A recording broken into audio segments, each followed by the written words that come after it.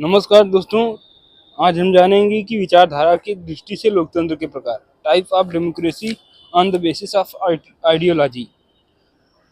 Switzerland को छोड़ दें तो प्रत्यक्ष लोकतंत्र की एक और विशेषता होती है कि एक और विशेष व्यवस्था होती है वापस बुलाने का अधिकार, राइट टू रिकॉल।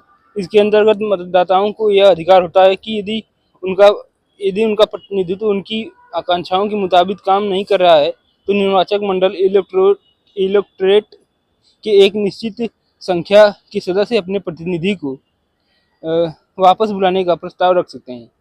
यदि अधिकांश जनता इस प्रस्ताव पर होने वाले जनमत संग्रह रेफरेंडम में प्रतिनिधि को वापस बुलाने के पक्ष में मत देती है तो उस प्रतिनिधि को अपने पद से हटना पड़ता है। भारत भारत में अभी प्रत्यक्ष लोकतंत्र की व्यवस्थाएं लागू नहीं हैं, किंतु पिछले कुछ वर्षों में चुनाव सुधारों इलेक्टोरल रिफॉर्म के पक्ष में चलने वाले आंदोलन ने ऐसी कुछ मांगें रखी हैं। अन्ना हजारे द्वारा चलाए गए जन लोकपाल आंदोलन के माध्यम से भी ऐसी कुछ मांगें प्रस्तुत की गई हैं। वापस बुलाने का अधिकार, राइट टू रिकॉल, खारिज करने का अधिकार, राइट टू रिजेक्ट, सूचना का अधिकार, राइट टू इंफॉर्मेशन, पंचायतों को अधिक शक्ति देने का प्रस्ताव, समाज द्वारा नए कानूनों की पहल इनिशिएटिव करने की कोशिश जैसे मुद्दे इसी प्रकार के हैं। ध्यातव्य है कि जन लोकपाल बिल का मसौदा जिस प्रकार सिविल सोसाइटी ने अपने स्तर पर निर्मित किया है वह एक अर्थ में स्विट्जरलैंड में लागू पहल इनिशिएटिव जैसी व्यवस्था का ही उदाहरण है। विचारधारा की दृष्टि से लोकतंत्र के प्रकार, types of democracy on the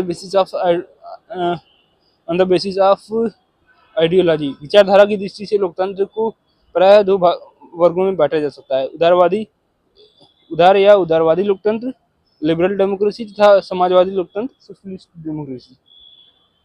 उदारवादी लोकतंत्र, लिबरल डेमोक्रेसी, प्रायः वही है जिसे हम लोकतंत्र की धारणा के रूप में समानांतर जानते हैं।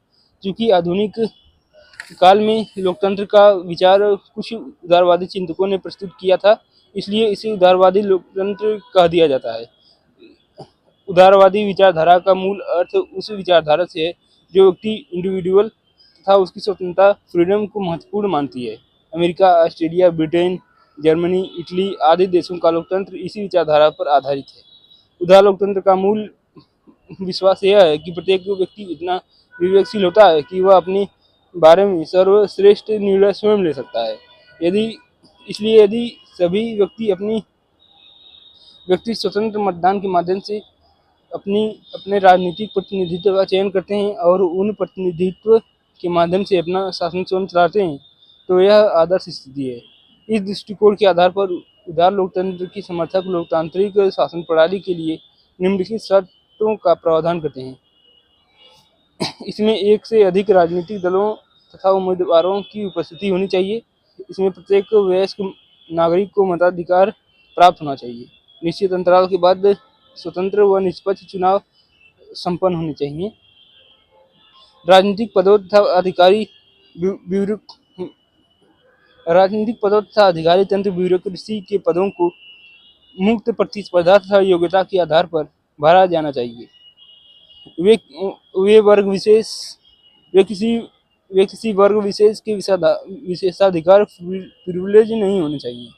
प्रत्येक व्यक्ति को गरिमापूर्ण जीवन, डिग्निफाइड लाइफ जीने के लिए आवश्यक स्वतंत्रताएं प्राप्त होनी चाहिए, जैसे अभिव्यक्ति की स्वतंत्रता, धार्मिक स्वतंत्रता आदि।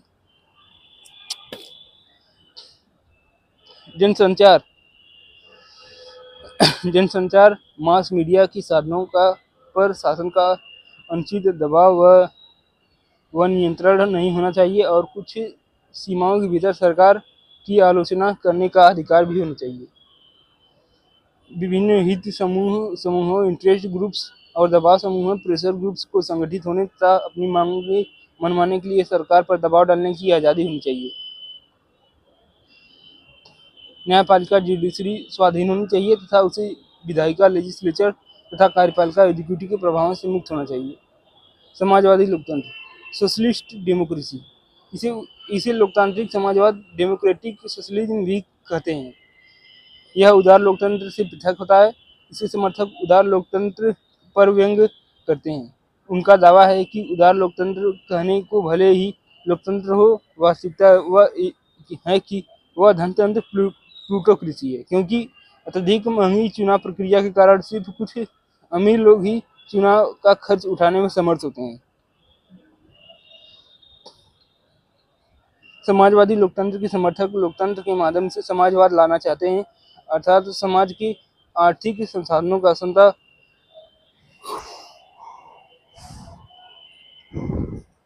समाज की आर्थिक संसाधनों का समतामूलक वितरण लाना चाहते हैं। भारत में जवाहरलाल नेहरू समाजवादी लोकतंत्र के प्रमुख समर्थकों में शामिल रहे हैं और भारतीय संविधान की प्रस्तावना में भी इसे भारतीय राज्य व्यवस्था का उद्देश्य घोषित किया गया है। पश्चिम में भी इस